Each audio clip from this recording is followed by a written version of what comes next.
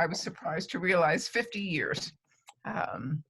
I now have a variety of things. I am part of a clergy team of Renewal Congregation in Albuquerque, and I have private Hebrew students. Varied will be shocked to understand that, because she and I struggled mightily when I was studying Hebrew with her, and we had a good time.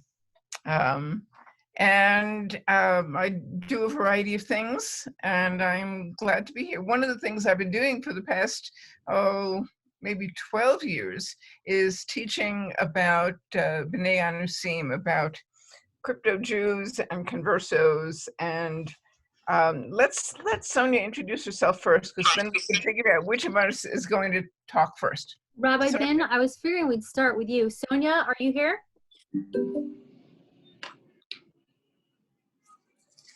All right, so she is figuring out her system. Why don't we go ahead and start with you? That's fine. That's fine. So I want to start out by talking about this question. Well, what's a crypto Jew? What's a converso? What's B'nai Anusim? What are all of those terms, and what do they mean? Because they're frequently confused with each other. So conversos are any Jews who were forced to convert, or, and this is the important part, any descendant of a Jew who was forced to convert.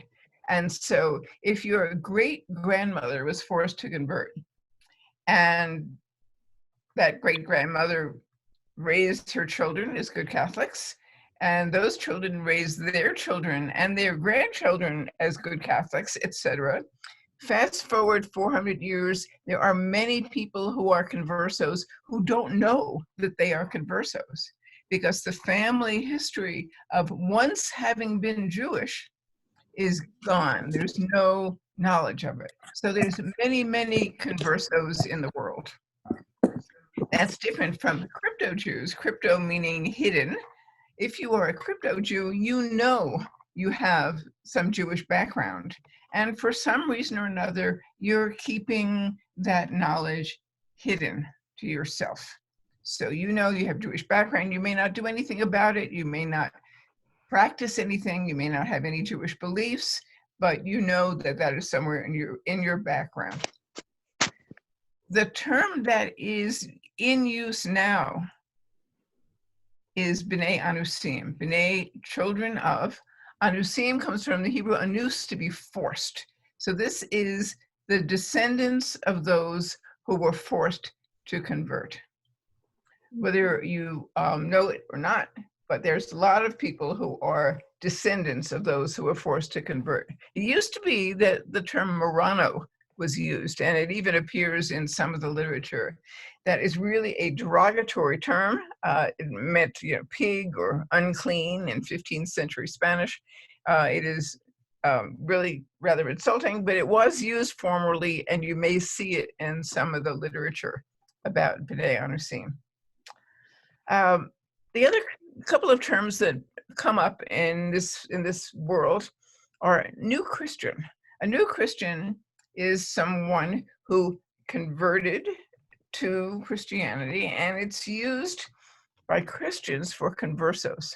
Now, the reason this gets to be important is after people were forced to convert, there were economic and social implications of being a new Christian versus an old Christian. If you were a new Christian, even if you had been properly baptized and converted and were going to Mass every day, you still were under the kind of umbrella of someone who had formerly been Jewish. It was a problem, because in those times, they really believed in something called limpieza de sangre, the purity of blood.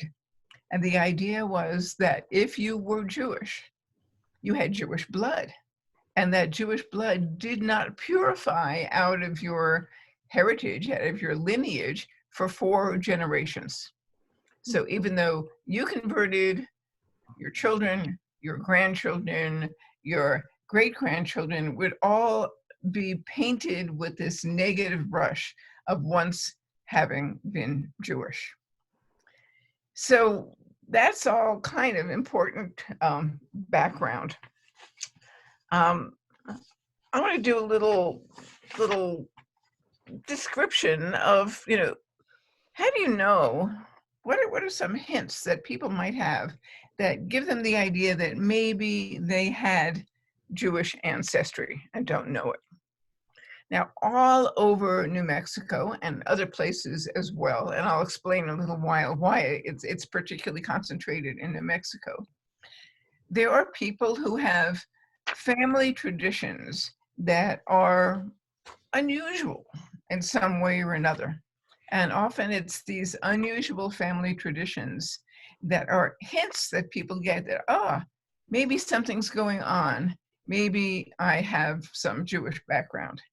It's very rare that anyone would have all of these unusual family traditions or practices. But if you have a number of them, that's enough to kind of raise the index of suspicion. Something's going on. So let me just kind of run through a whole list of them. Some of them are related to Shabbat. If you bathe on Fridays, you might have Jewish background because, of course, we want to go into Shabbat clean, go to the mikveh. But here you are, you're in Inquisition Spain, you're in Inquisition Portugal, you're in Inquisition Mexico. The Inquisition is out looking for these behaviors because they know, because so many of them used to be Jewish, they know what to look for. If you bathe on Fridays, you might be secretly trying to practice some form of Judaism. If you change the bedding on Fridays, that's another one. Now, changing the bedding in the Middle Ages was not the simple thing of, shaking out the sheets and trying to figure out where the corners go. The beds were made of straw. You gather up all the straw, you carry it out of the house, you throw it away, and then you gather up new straw to make a new bed. It's not something that could easily be done in secret.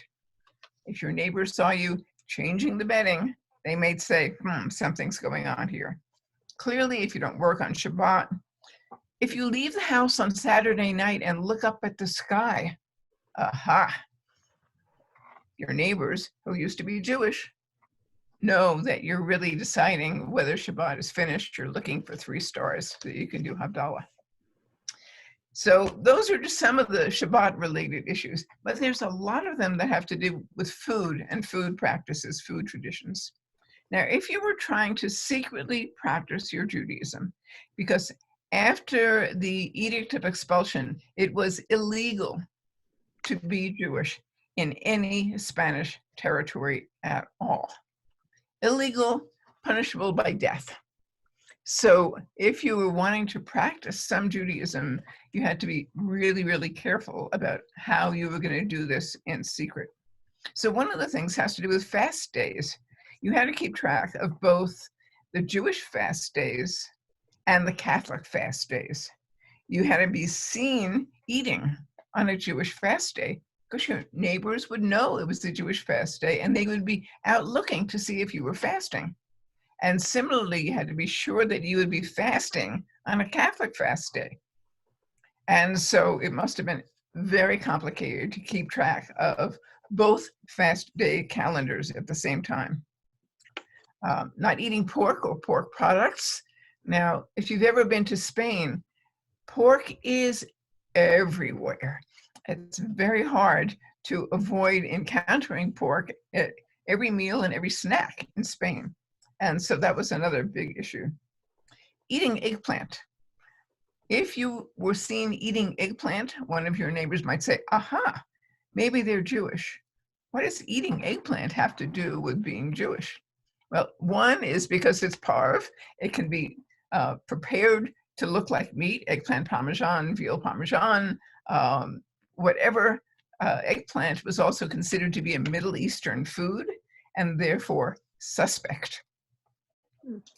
If you cook and eat casseroles, you might be Jewish. Betty Crocker would be surprised. So again, you're trying to not cook on Shabbat. You do cholent, or the Sephardic variation of cholent, and you neighbors see you preparing a casserole on Friday or sometimes on Thursday, and so they say, aha, we think that person, that neighbor, may be a secret Jew. If you drain the blood as part of butchering beef.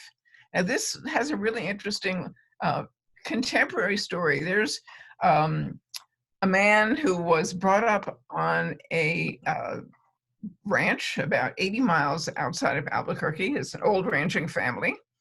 And in his family, the tradition was after you butchered a beef cattle, you hung it up and you drained all the blood. And he was talking to some neighbors and he realized that no one else that he knew did that. And he had a few other indications. And so he said, oh, I wonder if I have some Jewish ancestry. He did some digging and decided that he probably did, and decided to start living a Jewish life. Commuted the 80 miles into Albuquerque to study at the conservative shul. And his wife, who when I met her, she was like 8.5 months pregnant, and in my Hebrew class, and they all converted. He did, his wife did, the children did, including the newborn twins, Malchit Tzedek and Ezekiel Herrera. Wonderful story, and all because of this, butchering phenomenon.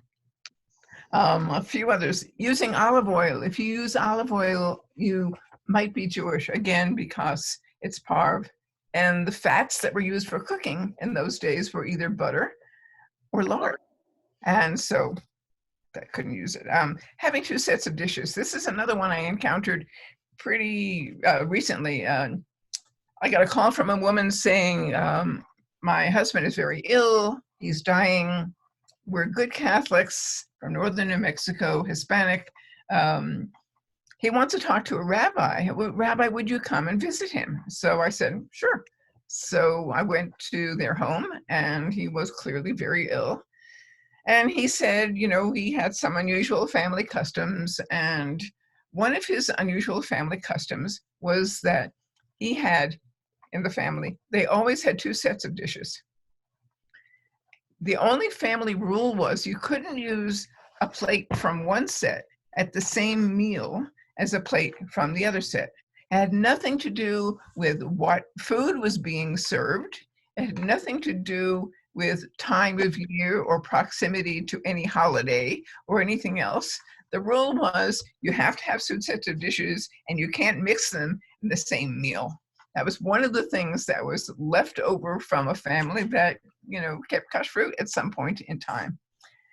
This guy actually had his DNA checked and found he had a lot of genetic connection with the Jewish people. When he passed away, he asked me to do his funeral, which was quite mysterious to the 80 or so people who came to the funeral, because they only knew him as a Hispanic Catholic. And what was this rabbi doing conducting his funeral, and why was he in a plain pine coffin? And so I explained the story to them as part of the funeral. Very interesting. Welcome to New Mexico. Things happen here. Few other family traditions that I encountered really recently within the past 2 years. There was a family who, talking to this gentleman, he said his grandmother, his abuela, always took a pinch of the tortilla dough and threw it into the back of the oven when she was making tortillas. She had no idea why. He had no idea why. But this is how you make tortillas. It's the only way to make tortillas. Very interesting. And another interesting one, I got a call from a local Catholic priest who asked me to come and talk to his congregants. And he was just interested, and it turned out that he had some Jewish heritage himself. So I asked him if he had any unusual traditions in his family, practicing priest. He said, no, we didn't really have much, but there was this one peculiar thing, which was if a woman was pregnant, she couldn't eat pork. She could eat pork all the rest of the year, any occasion, but if she was pregnant, she couldn't eat pork. Very interesting. Other traditions, lighting candles on Friday night, leaving candles, long burning candles lit in the church on Friday night. And the kind of famous one of grandma goes into the closet on Friday night and lights candles. No one knows why. She does it because her mother did it and her grandmother did it.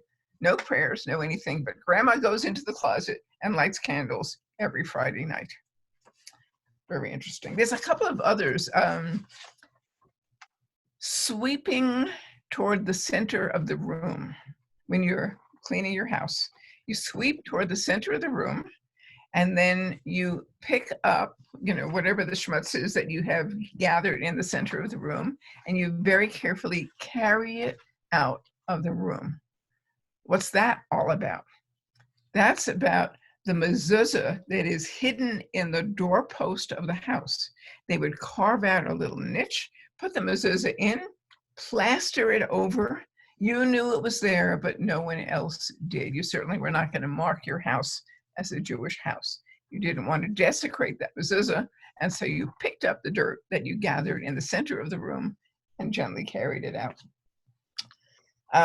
Naming children with Hebrew biblical names, very commonly done. There is a local politician, Moses Gonzalez, and everyone in his family has Hebrew names. Covering the mirrors after a death or turning them to the wall. And there's a whole bunch of others, but that kind of gives you an example of the kinds of family traditions that people do. Now, most of these people have no idea that these are anything other than family traditions. Most of them have no idea that most of them had something to do with Jewish religious practices. And it's only in fairly recent times that people have come to connect the dots and say, wait a second, this is something interesting. I hear that there are hidden Jews in New Mexico. Maybe I am one. So how are we doing with Sonya here? I can't hear you. You're still muted, Leah. We're still figuring it out. Okay, I will continue. Okay, terrific. Okay, Thank great. you. So, so one question people often ask is, so how do these Jews get here? What is that all about? I want to do a little bit of history. I'm going to share my screen here, and you can still hear me talking. Oh, the host disabled the attendee screen share. Can you enable me, please? And I'll try it again. Share screen.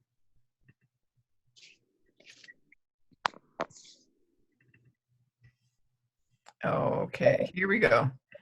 So a little bit of history. This is the Iberian Peninsula. It was originally part of, very ancient little kingdoms. And then there was a Muslim invasion in about the year 700. Very quickly, the Muslims came in and took over almost the entire peninsula. So this is Al-Andalus at about the year 1000 CE. So already by this time, what was a 500-year war had been going on for 300 years because the Muslims came in, took over the entire peninsula, and then immediately people started pushing back, pushing south. So you see this big green thing, the Caliphate of Cordoba, all under Muslim control. The areas up north had been reconquered, a reconquista, which refers to this 700-year history of trying to reclaim the entire Iberian Peninsula under Catholic control. Now, if you look here, there's this little pink part called Castile, named because there were a lot of castles there. That's the source of what we know of as contemporary Spanish. Castilian started there. So here we are in in the year 1000. Let me see if I can hit this button. That's the wrong button. There we go. Now by 1210, all of these maps didn't come from the same source, but so a little bit is distorted. But you see Castile has grown significantly. Portugal has come into existence. The Aragon has come into existence. And the big brown area, which is the part under Muslim control, has shrunk considerably. The Catalan counties, you see Barcelona over there on the right. In Barcelona now, they're still trying to regain their independence as Catalonia, the way they had it in about the year 1210. So the Catholics are pushing back against the Muslims. And here we go. And here by 1360, the only areas, all of this Africa part is under Muslim control, but the only area under Muslim control in the Iberian Peninsula is this little sliver down on the south end where it says Granada. Castile and Leon have coalesced into a larger area, and Aragon is the green part to the east of that, and there's Portugal. Now, when Ferdinand and Isabella got married, they wanted to coalesce these two large chunks of land, Castile and Aragon. Let's see, 1469 is when they got married, and they really wanted to unite the entire Iberian Peninsula under their control. The problem was, here was this little piece of Muslim control down in the south of Granada. So they really wanted to unite them. At the same time, they were religious zealots. They were quite concerned about the fact that there were Jews in their kingdoms. And actually in 1480, they basically established ghettos all across the Iberian Peninsula. And so that Jews were restricted to living in separate quarters. And then they decided that that was not quite working. So in 1492, three important things happened in Spanish history. You know one of them. In 1492, Columbus sailed the ocean blue. That's the least important in Spanish history. The two other things that happened that were more important is that in January of 1492, Granada fell. And so finally, Ferdinand and Isabella could unite the entire Iberian Peninsula under their control. And what did they do? In March, they issued the Edict of Expulsion. And the Edict of Expulsion, I'll just read you a couple of sentences from it. It applied to everyone in all Spanish territories. So if you look at this map that has some green, all of these islands out in the Mediterranean were also Spanish territory, as was everything that was pink on this map and everything that was previously brown in the Iberian Peninsula. So they sent out this edict, sent it to everyone. And I'll just read you a couple of sentences from it. So we know that there were some wicked Christians who Judaized. The crime was Judaizing, and that is teaching about Jewish traditions, about Jewish books, about Jewish law. And so in this, they talked about these people who were trying to steal faithful Christians from our holy Catholic faith and try to separate people from it and to subvert them to their own wicked belief and conviction by instructing them in ceremonies and observances of their law, holding meetings which they read, instructing them about what people should believe, in achieving that the children be circumcised. telling them the festivals before they occur, advising them about what they can eat, about ritual slaughtering, et cetera, et cetera. So they knew that these things were going on and that these people were engaging in the crime of Judaizing.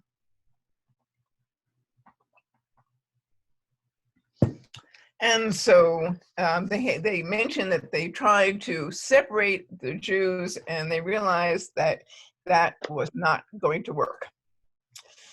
So they said, we have to do something. We have to get another powerful sentence. Whenever any grave and detestable crime is committed by members of any organization, it is reasonable that such an organization should be dissolved and annihilated, and that all of the members should be punished, and those who perturb the good and honest life of cities and towns, and by contagion can injure others, they should be expelled from those places. How much more so for these greater and most dangerous and contagious crimes such as this. Now, the word contagious was a particularly important one because all of Europe was still recovering from the plague that hit in around 1350. In 1350, thousands of people died. And we learned that more Christians died in the Iberian Peninsula than Jews, proportionally, that a greater proportion of Jews survived the plague. And so what does that mean in the eyes of people who were paranoid? The Jews must be the cause of the plague. The Jews must be poisoning the wells, etc. And so the memory of the plague was still quite alive in people's minds by the time of 1492. So it's no surprise that they're using words like contagion as part of this edict of expulsion. And so then the edict goes on and says, we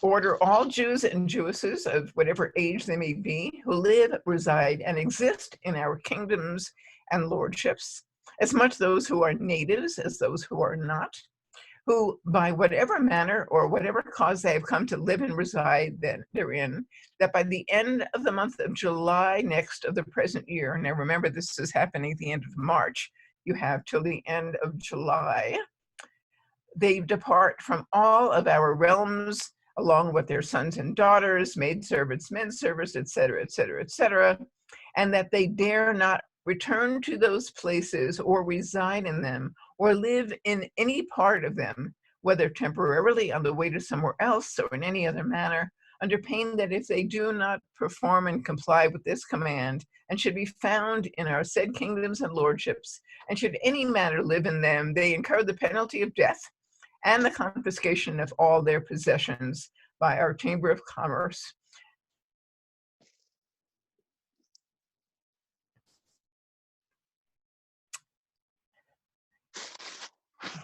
This order is given to all Jews and Jewesses.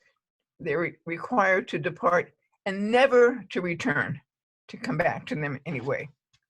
So this is issued in March of 1492, and you have a couple of months to get out.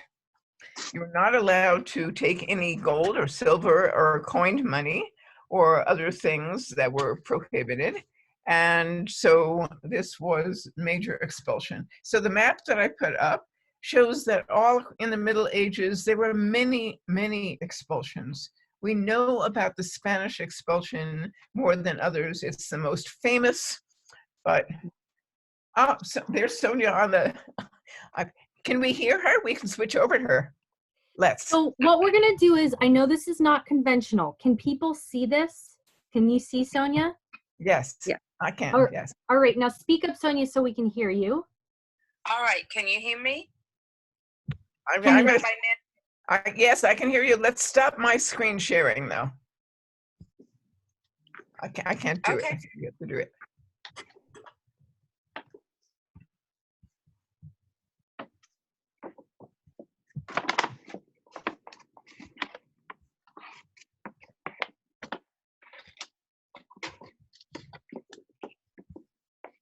Okay, I got it. Okay, Leo, we can, if we do you on speaker view, then we can see Sonya. Okay, great. Let's do that. Wonderful. I'm gonna, Wonderful. yeah, let's go ahead and do the speaker view. Okay. Are you, How's that? There's something to be said about persistence. there's a glare that I'm gonna turn off. I'm gonna make this room dark so everybody can see. Every time I use Zoom, there's some new little trick. Okay. Yes, we are learning. All right. How is that? Is there still? All right, just here, go ahead and speak. We may not be able to see you in the best way, but. All right. That's okay. Well, Rabbi Min, where did you leave off historically? The expulsion just happened. Okay. So let me just pick up with a little bit of my family history. As 1492, I discovered this while one of my trips to Israel in 2011.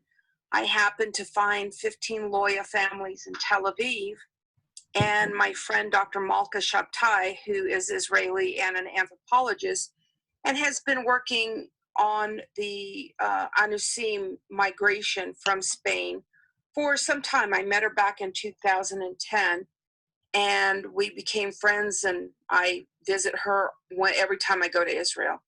So she actually called one of the Loya families. It was Sarah Loya that we called, and she, was able to let them know who I was and if, they were interested in meeting. So Sarah put her 90-year-old father on the phone at the time, and the first question he asked Malka was if I was still Catholic. At that point, we both looked at each other and knew that he knew something, possibly knew about my family. And she said, no, she's converted to Judaism. The second question he asked was who I married. Well, I knew why he was asking the question, but Malka dismissed it. She said, it's not important who she married. He should have asked, who did my parents marry? Because Converso families, as you know, migrated to locations in groups, and they married within the community. So that was one of the things that he shared with me.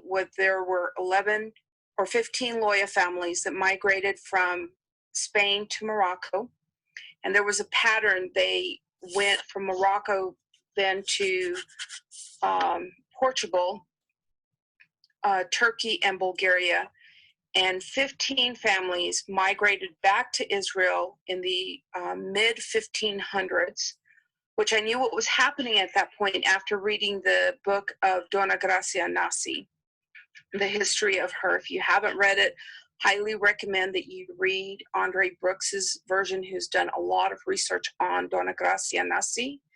And she purchased 3 land grants from the Sultan after escaping imprisonment in Italy in the middle of the 1500s. And she was in prison for 2 years, but because of her wealth and her connections, she was able to escape and fled to Turkey and found favor with the Sultan, who had conquered the Roman Empire by that time. And she purchased the land grants for Sfat, Tveria, and Jerusalem. And some of the Loya families migrated back to the Tiberias area. He also informed us that there was an ancient Loya synagogue south of the Galilee, which is very interesting for me because every time I've been to the Galilee, I have very unusual spiritual experiences. And it was even before I knew, because the first time I was in Israel was in 2004. And I stayed on kibbutz in Gev at that point in 2004. And I had an interesting dream. I saw an elderly woman telling a younger woman who I was. And really, I wasn't asleep. I just couldn't move. I couldn't talk. My friend felt something in the room and was kind of scared. But when I was able to talk, I said, Terry, it's not scary. I just saw this elderly woman telling this younger woman who I was.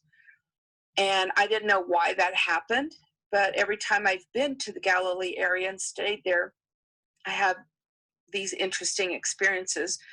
So it seemed like there was some family connection. At that point, I hadn't converted. My conversion didn't happen until 2005. So I didn't even know at that point for sure. There was just Inquisition records that were released in 1999 from the Vatican. And Harry Stein had started a website called Sephardim.com, and he had a list of the first 10,000 names. If you go on there, there's about 40,000 the last time I checked. And that's kind of what got me interested in doing some genealogy. Because when I started going on that website and asking my parents what the family names were, all of my family names were in that first 10,000 Inquisition records. So that just kind of started my journey. I was already practicing Judaism. I had started back in 1996. And as Dr. Horty said to me, I was in the process of eliminating and in the process of being illuminated. So in 2005, I went through my conversion, and I had already started Bat Zion Hebrew Learning Center, which, by the way, I closed shortly after I met Rabbi Min in 2010. And I hit the road lecturing for Rhodes Scholars and by invitation.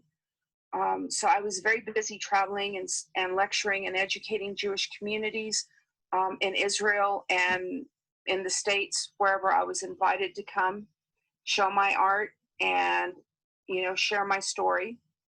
Since then, many people have gotten on board. There are many organizations today that are supporting our return. There are many rabbis working internationally, working with communities. Rabbi Juan Mejia is one of them. He and I met while he was still in yeshiva in Jerusalem, and he is the first B'nai Anusim rabbi from Colombia, and he and his wife are both rabbis. She's the head rabbi in Oklahoma City. So he does work internationally online every morning, does morning minyan, afternoon prayers online with families in Colombia, all over South America, actually. He has different times and different time zones that he works with people. And so, the ball was just rolling very fast at that time. I don't know what questions you have. I'd rather hear from you as to what questions you might have. I have a quick question. This Sure. is Leah.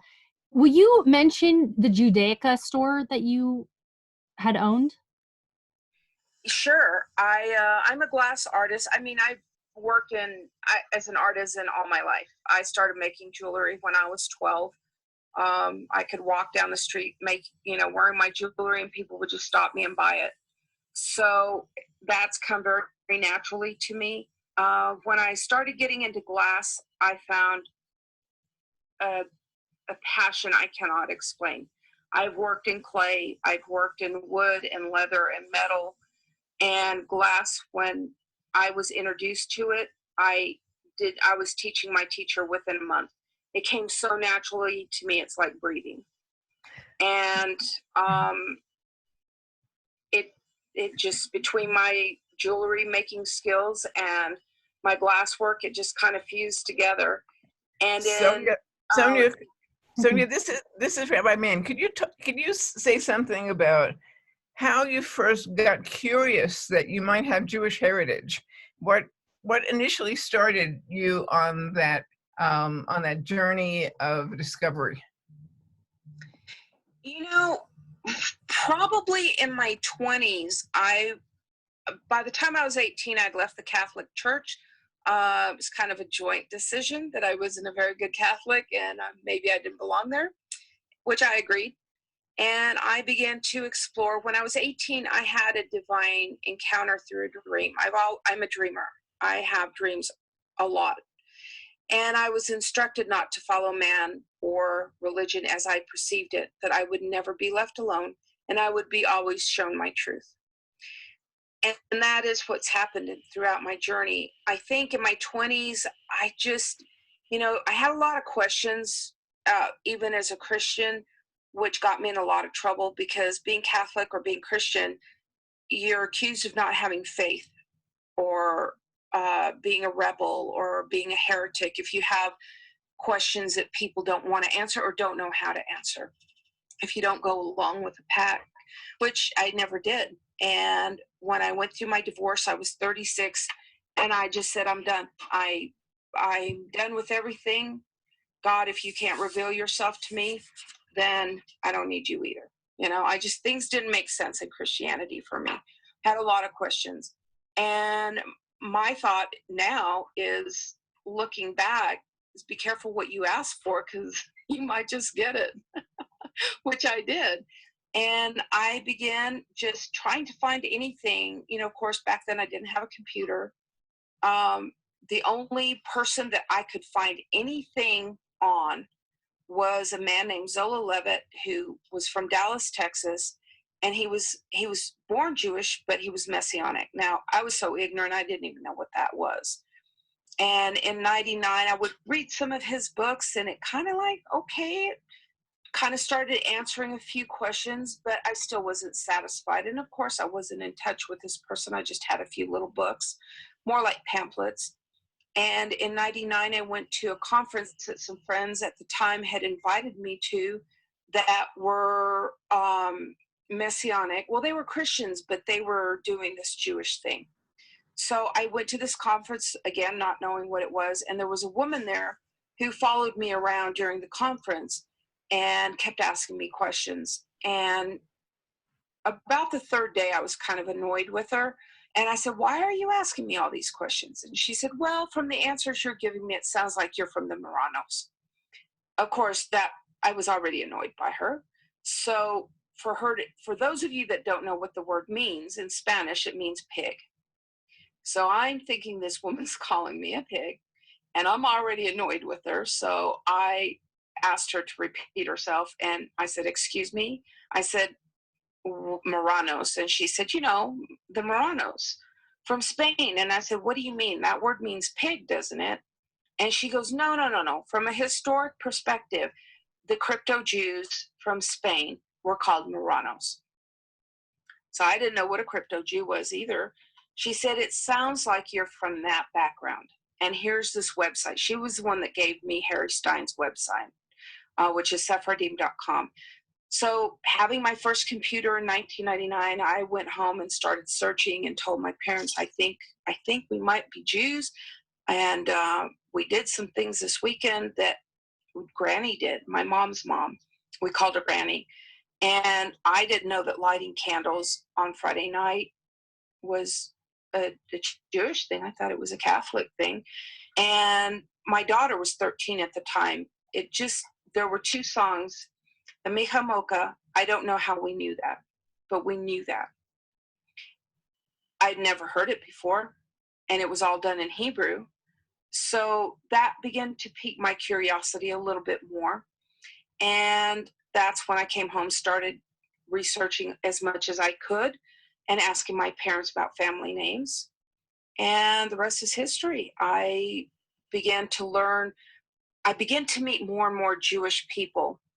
And I had met my mentor, my first Israeli mentor at that conference. He owns Hebrew World, Dr. Danny Ben-Gigi, and he knew who I was. He just, and in his mind, he wasn't going to proselytize me, but he started selling me Judaica for me to sell in my store. So I was a retailer for him. And I had I just started my business, and I had a 350 square foot store, and I had one little case with his Judaica, First Steps in Hebrew Prayer and First Steps in Hebrew. And within a week, I sold out. That's how I began to meet more and more people were coming into my store. Within a few months, he said, Sonya, for such a tiny store, you're outselling my big Judaica stores. And within a few years of that, in 2001, I expanded to 2,600 square feet. And within a year, I had already, my fiance and I at the time, he passed away. He was a Hebrew scholar. He loved Hebrew. He knew 11 languages. And he said, all we have to do is teach them Hebrew. They'll figure it out.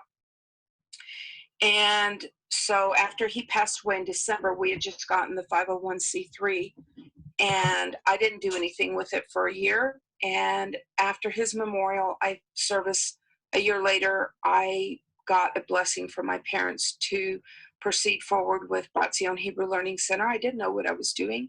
I just knew that there were more and more people that needed a place to come and learn more about being Jewish, learn more about Judaism. So I opened an account with Art Scroll, and I began to get all, prayer books, sidurs, everything they could sell me, they would, which was fine because I was one of their best customers. And for several years, people just came. I didn't really advertise that first year. In 2004, I started the first Anusim conference, which a year later I had met Rabbi Leon down in El Paso, and we joined forces and, went through my conversion. About 200 people converted after me. And as far as I know, he's still doing that work down in El Paso and Juarez. So, it was like a snowball. And just, build it and they will come. And they did. Wonderful. So the piece of the history that I didn't get a chance to tell, which is really connected with Sonya's story, is, so how did these people who were being expelled from the Iberian Peninsula end up in obscure little parts of New Mexico? There's that whole chunk of history that you didn't get a chance to tell. So the short form is, when you're expelled, you go wherever you can. And so people went to North Africa, to Morocco, to across the Mediterranean, etc.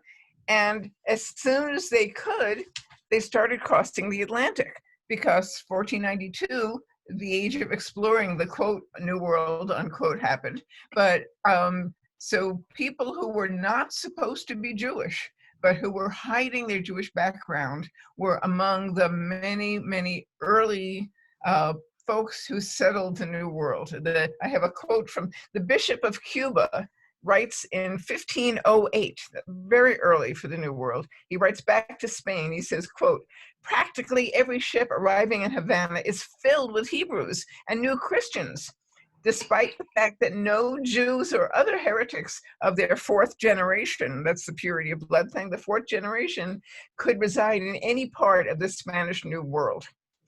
The Inquisition followed to the New World very soon. The first Inquisition proceedings against Conversos happened in Cuba in 1520, very early. So as soon as people came, they wanted to escape. A lot of people who were jailed by the Inquisition for the quote crime unquote of Judaizing, they would come out, they would get tortured. If they didn't come up with the right answer, they go back in jail again.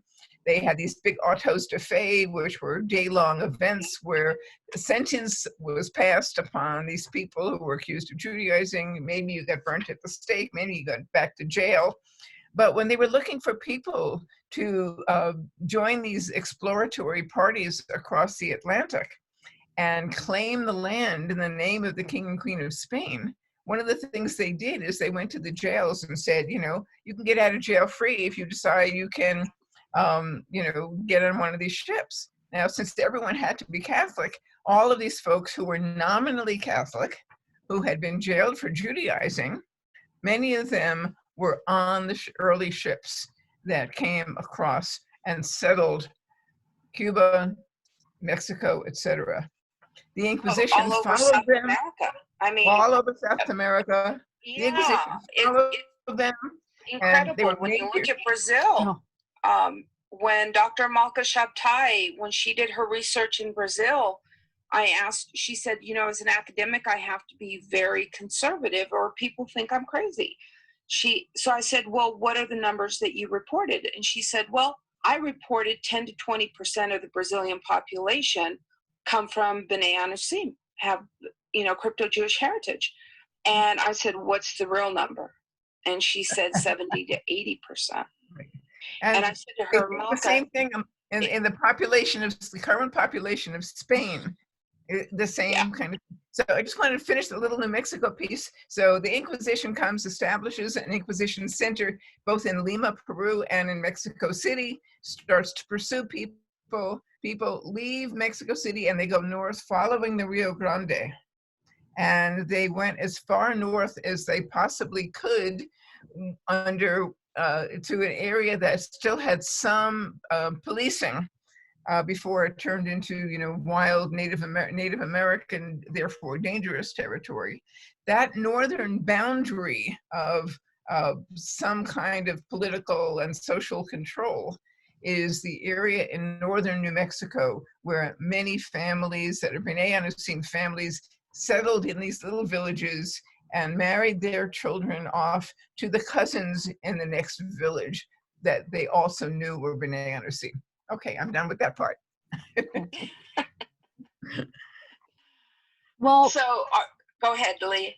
Well, after you share what you're about to share, maybe we'll open it up for some questions. Hey, let's open it up.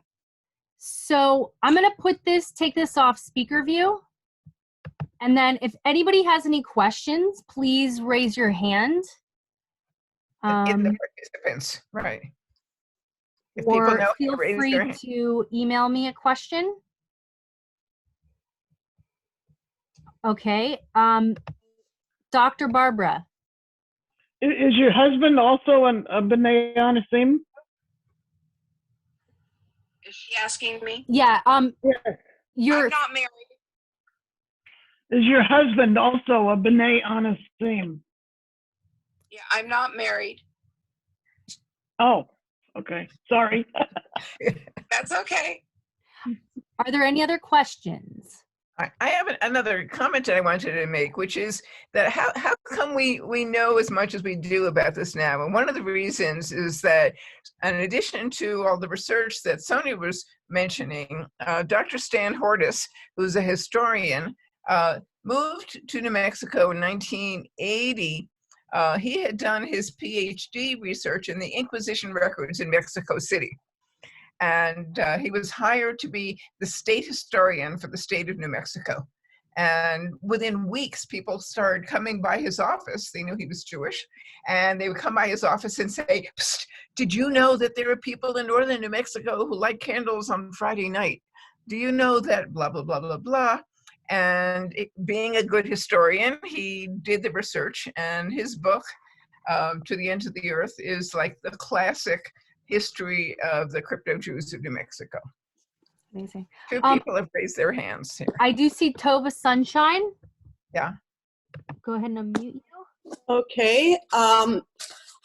The question I had was about what percentage of people who learn they have this background either convert or become interested in learning more about that heritage.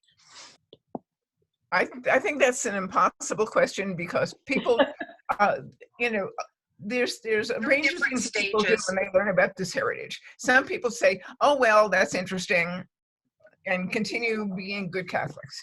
Some people say, "Oh, when I learn about all the things the Inquisition did to my ancestors, I can't be a Catholic anymore, but I'm really devoted to Jesus. I'm going to go become a Protestant." There are some people who become messianic because that way they think they can have both.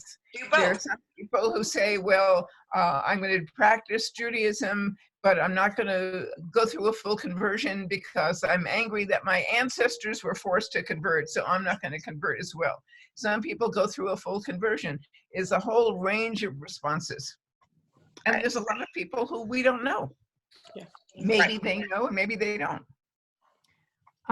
So I see a question. How far back did Sonya manage to go in records of her family's genealogy? So that is in the works. Dr. Roger Martinez, he and myself and Dr. Fran, Rabbi, man, help me with Fran's last name. She was the one that helped with the museum exhibit in Santa Fe a few years Right, back. I'm blanking it as well, right. Yeah, well, okay, so you can go Google myself with Dr. Roger Martinez and watch this on PBS. He lived in Spain. He's been home for 2 years now, and he lived in Spain in Madrid. He's an adjunct professor. He's a medieval historian, and he comes from a crypto Jewish background himself. And he and his wife lived in Spain for about 6 years. And that way he could be in the archives daily, but he was teaching at the University of Madrid. And he found Rabbi Abraham de Loya in 1430. He feels like that is one of my ancestors. The Loya family, of course, Loya is a very unusual Spanish name, so it's easier to pick out than Sanchez or Ramirez or Garcia or those names, because there's so many of those other names. But he found Rabbi Abraham de Loya in 1430 in Plasencia, Spain. My friend Isabel Sandoval is helping me do my genealogy while I'm in school, because I'm in graduate school. And I'm still working on my hours for licensure in substance abuse counseling and social work. So she's helping me do that. It's, as you know, if you've done genealogy, it just goes everywhere. So it's in the progress, but I have found 15 Loya families in Israel. So I'm hoping that my next trip, I can take some DNA test kits, and DNA kind of helps a little bit to kind of connect you to the right genetic chain. So, a lot of it's in the process. I don't have anything, concrete right now that dates back to 1430. We're still trying to connect it. But we're in Mexico and getting into Spain right now. So we'll see. I know it's a process. There was a question in the chat about how other family members responded, and I've seen a variety of reactions, from total denial, no way we can possibly have Jewish background, to curiosity, to joining in the search. There's a wide range of responses. I would think that for many people, at least initially, the response is pretty negative. So it was the big family secret for some time, until the beans started getting spilled. We don't talk about it with extended family. It angers some people. My daughter did go through conversion a year after I did. And so my immediate family, my dad admitted he had known since he was 6 that he was Jewish, but he hasn't told even his living siblings. There's 4 of them, including him, that are still alive. And he's just never told them. He's told one of his nephews, and that was because I prompted him to. That particular, well, it's a cousin actually. That particular cousin, his father was the one that told my dad the family secret, because he was in World War II. I wish that I would have known some of this when I was younger and my grandparents were still alive, because my mom's mom, she lit candles and she prayed 3 times a day. She checked eggs for blood. My mom's known how to do that her whole life. They salted meat, grew their own food and slaughtered it themselves. So there were a lot of hints, but my daughter, my granddaughter, my oldest granddaughter, is very curious. She's wanting to learn more Hebrew. She's getting to the age of she'll be bat mitzvah age in a couple of years. So she's more curious. We do Shabbat every Friday. We do Passover. Of course, with COVID, we had to do the curbside Passover, leave it up at the curb, and they went and picked up, or they came and left off. And so we did a FaceTime for Passover. And, it's my immediate family, my daughter and her family. My son-in-law is a goy, but he participates, He said as long as he can have his Christmas tree, he's not Christian, he doesn't adhere to anything. He just wants to have his Christmas tree. So my daughter said, fine, we'll compromise. I get to put my Star of David on the tree. So they celebrate Hanukkah with the kids. And, we have mezuzahs on the doorpost of our home. And, there's crosses and, a few pictures of saints around the house here and there. So, another thing I was going to mention is that there are some people who do a kind of synchronistic, a little bit of one religion and a little bit of another.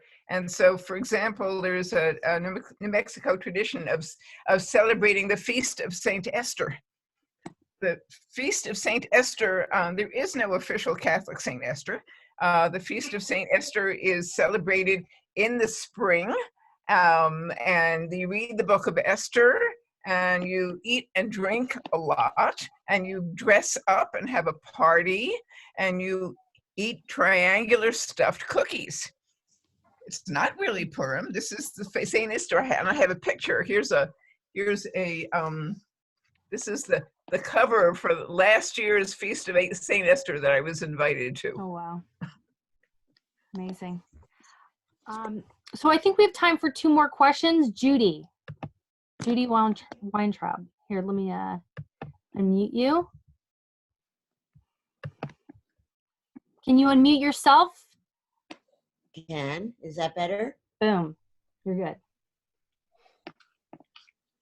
So this question is directed towards Sonya. It is so fascinating to hear today's talk.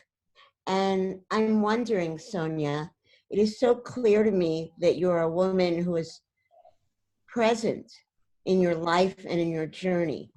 And so I'm wondering, was there, and you might have gone through this, there's just so much, your journey is so rich and so unusual. Was there a point where you found yourself resisting to the voice within you and all around you and the dreams you were having? Or were you always of a temperament of going with what you felt to be the way for you? That's a great question. No one in all these years has asked me that. Thank you. I have never resisted it. I've always known that I needed to follow the dreams that I was given because they came to pass. Actually, I've studied dream interpretation with Rabbi Schwartz, who actually is from El Paso, but is a Chabad rabbi now in Israel and has been there for many, many years, and he's a Kabbalist. And no, I've never resisted that. Too many things in my life have led me to the right place because of those dreams and that intuition. And that intuition and got me in a lot of trouble in Christianity. And, I'm okay with that now because being Jewish is where I belong. This is my home. This is where I identify. I'm not comfortable going to churches. I'm tolerant, but, knowing what I know and the history that I know, and Rabbi Min can attest to this because I've talked to her about it, my anger towards the Catholic Church and what was done to my ancestors. And I felt very robbed. I felt very robbed of the beauty that Judaism provides us spiritually. And just, I love the common sense of Judaism. It's a very practical way to live. And so, even my dreams, I remember my first Shabbat as a Jew, my conversion happened on the 25th of December, which was the first day of Hanukkah that year. And I've always felt a special connection to Hanukkah. And the dream that I had was I saw an angel, and he was my angel from a little girl. And I knew he was there. We walked outside, and I saw some stars fall from the other stars. And in this dream, it happened twice. And the stars that came from the heavens came as balls of fire. But when they landed on me, they were like little tiny ashes, like about the size of pepper, except for from my knees down. And they were little bitty embers. They didn't burn me, hurt me, or scare me, but my angel was putting them out from my knees down. And I got up and I looked up. The same thing happened again. We were in the portions of Joseph and Joseph's dreams. And I knew when I woke up at 3 o'clock from that dream that I had had some type of message. And after Shabbat, I emailed Rabbi Yitzhak, and he was like, I'm going to talk to my sages, to my teachers. I won't give you an interpretation off the cuff of my sleeve. So about a week later, he emailed me back, and he said, after consulting with his teachers, he said, I believe this is the true interpretation. Since you have joined your people, Kol Israel, your zodiac has no power over you anymore, your birth zodiac. And now you are led with all Kol Israel by the hand of Hashem. And your zodiac is below. It's no longer valid. So it was so much confirmation. What's interesting about the embers was I've had knee problems my whole life. I've had 4 knee surgeries. I'm pending the 5th one. So for whatever reason in the dream that happened, and I've suffered with my knee issues my whole life, you know, it just goes to tell me that I've always listened, and I'm where I'm supposed to be because I listened. You're great. All right, so one more question. Let's talk Leonard and Rebecca. Hi, I remember reading or hearing about long ago of a community in Mexico in Piedras Negras of some Mexicans there who thought they were of Jewish heritage, and the local, or I should say the Mexican established Jewish community wouldn't accept them as such. And I just wondered if you're familiar with their story at all, and if that has any connection to what's happening in New Mexico. You know, when I first started Bat Zion Hebrew Learning Center back in 2000 and I think it was 2004, I was contacted by a gentleman named Ron Cohen, who was helping with a community in, Mexicali, Mexico. And we began working together. He wanted to make sure I wasn't messianic, and I began to, all I did was say, yes, I can help. Tell me what you need. And they needed kippot, they needed talitot, they needed, you know, prayer books, whatever they needed. I started reaching out to communities and asking if anybody could donate things, and it just became like a wildfire. And that all started about the same time, and that's when I had met Rabbi Juan. Rabbi Juan began to work with that community, and then Rabbi Danny Melman began to work with communities in Mexico, and he and, let me see, Rabbi, he's in Las Vegas. I can't remember his name. They have been working in Mexico for some time, for actually almost 20 years now. So, yeah, that's a very, very common experience that many communities have had. So, Great. yes, I'm familiar. Well, thank you so much, Rabbi Min and Sonya, for sharing your wealth, knowledge, experiences. This has been fascinating. It's been wonderful getting a window into your life. So you're a beautiful human. I just have to say that. I am very inspired by the depth of your soul. I just, so thank you. With that said, hopefully tomorrow we will see many of you as we travel from New Mexico. We're going to be going to Missoula and Whitefish, Montana. We are going to learn about Jews during the gold rush and their experience really building Montana in a sustainable way. We're going to learn about Bob Marshall Wilderness, one of the biggest wilderness parks in Montana that was started by a Jewish man, and current life in Montana, and also some of the anti-Semitism they've dealt with. Some of you may have heard of the incidences in 2018. We'll be hearing from Rabbi Francine Roston, who was the rabbi who was targeted. And we'll also be hearing from two men. They are from an organization called Bare Bones Historians, and they'll be presenting on the wilderness and the gold rush.